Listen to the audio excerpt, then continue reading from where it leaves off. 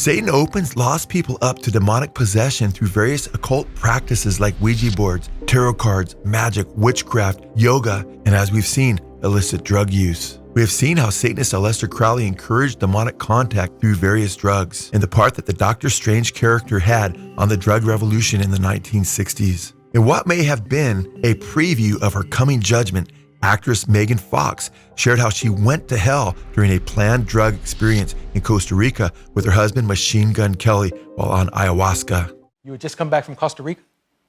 Yeah, not long ago. We went to, do you guys know what ayahuasca is? Oh, yes!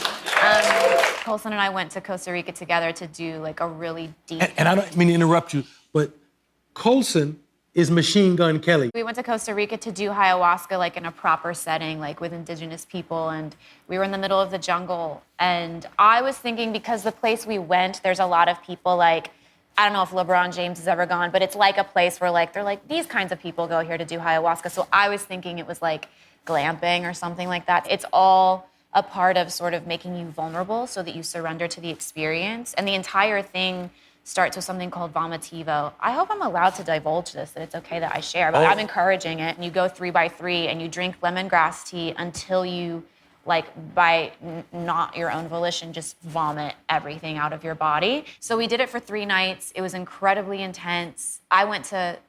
Everybody's journey is different. The second night, I went to hell for eternity. I went to hell for eternity.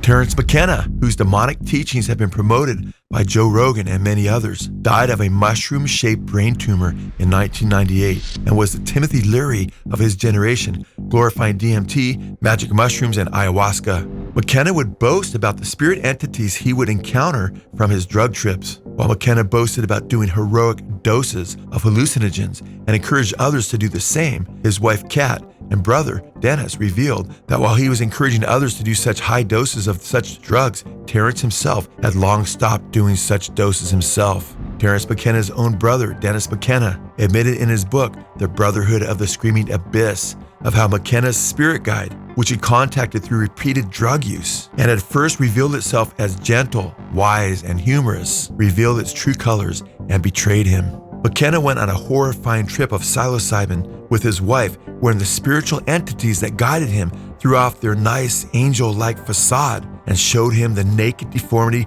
of their malevolent evil being. His brother wrote, quote, Terence was well ensconced in his iconic role as the chief spokesman for the new psychedelic culture. He was out there on the public stage, and there were growing legions of fans who loved to hear his rap.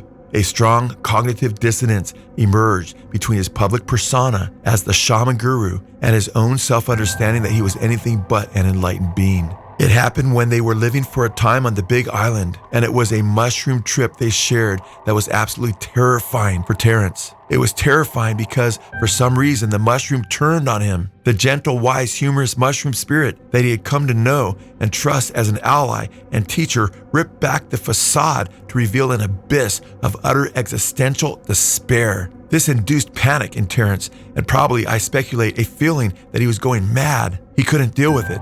Kat's efforts to reassure him were fruitless. After that experience, he never again took mushrooms, and he took other psychedelics such as DMT and ayahuasca only on rare occasions and with great reluctance. The trickster mushroom had betrayed him. He could no longer take them, and the prospect of what they might present to him was too terrifying. Yet there he was, in the public position of being the new Timothy Leary, the explorer psychonaut who was supposedly plunging down the rabbit hole every weekend. His fans did not know this, but Terence knew it, and he knew that his public representation was disingenuous. Terence became so good at doing the shtick that it really didn't matter whether it made sense or not. It sounded great.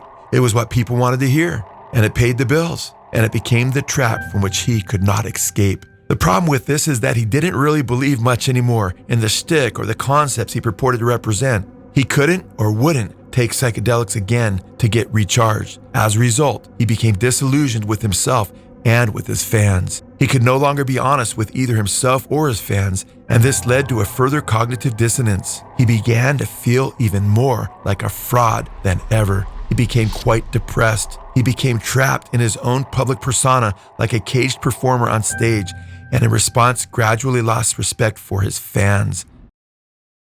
Hey, Joe Schimmel here. We want to thank you for watching. We want to also encourage you not to forget to sign up or subscribe to Good Fight Ministries YouTube channel. We have the most amazing content. We also have the very popular Good Fight radio show where we examine all kinds of things in light of scripture, as well as 511 News, which is also very eye-opening. And we also have mind-blowing video exposés that you won't see anywhere else. So thanks again. We'll see you later, and we just pray that the Lord blesses you richly as you seek his face. God bless.